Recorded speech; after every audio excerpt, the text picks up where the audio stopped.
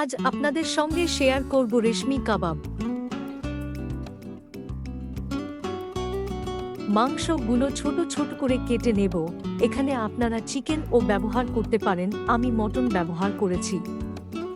দুটো মিডিয়াম সাইজের পেঁয়াজ কুচি করে কেটে মিক্সিতে হালকা বেটে নেব। মাংসটা মিক্সির মধ্যে বেটে নেব। এবার মাংসের মধ্যে পেঁয়াজ দিয়ে দেব।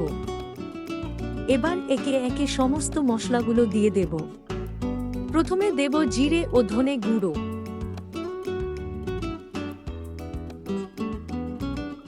লঙ্কা গুঁড়ো ও হলদি গুঁড়ো দিয়ে দেব।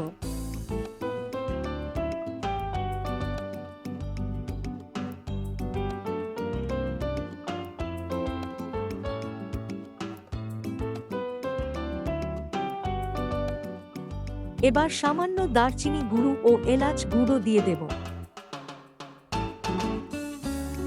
পরিমাণ মতো গরম মশলা দিয়ে দেব।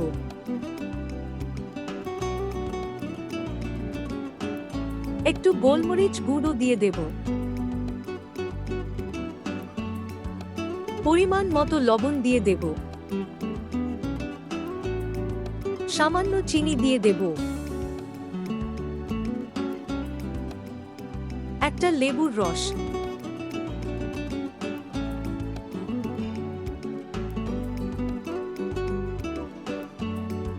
2 থেকে 3 চামচ রান্নার তেল,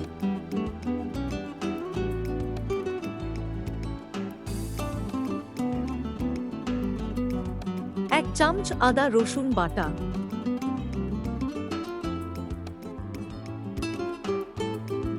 সমস্ত কিছু ভালোভাবে হাতে করে মিশিয়ে নেব।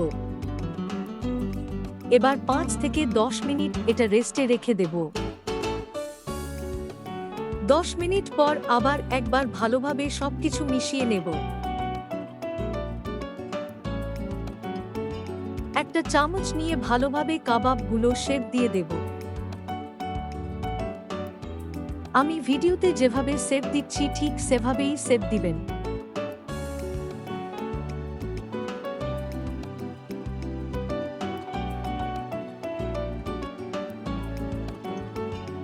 আপনারা চাইলে অন্য কোনো শেপ দিতে পারেন।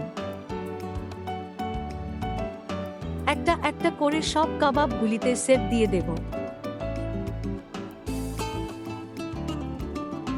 এরকম সহজ ও সুস্বাদু রান্নার রেসিপি পেতে আমার চ্যানেলটি সাবস্ক্রাইব করুন। এবার গ্যাসের চুলো জ্বালিয়ে দিব এবং তার উপরে একটা তাওয়া বা ফ্রাই প্যান রেখে দেব। এবার এতে তেল দিয়ে দেব। তেল গরম হয়ে গেলে একে একে কাবাবগুলি দিয়ে দেব। কাবাবগুলি হালকা নেড়েচেড়ে ভালোভাবে ভেজে নেবে।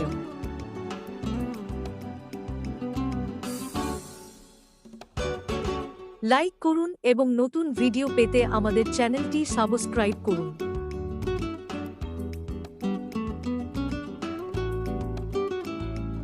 দশ মিনিট মিডিয়াম ফ্লেমে ভাজার পর আমাদের রেশমি কাবাবগুলি রেডি হয়ে গেছে। এবার কাবাবগুলি প্লেটে তুলে নেব।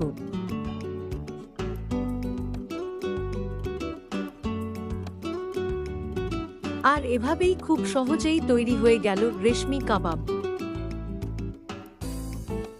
এটা খেতে খুব ভালো হয় ও অল্প তেলের মধ্যে এটি তৈরি হয়ে যায়। এটি আপনারা কাসুন্দি বা সসের সঙ্গেও খেতে পারেন।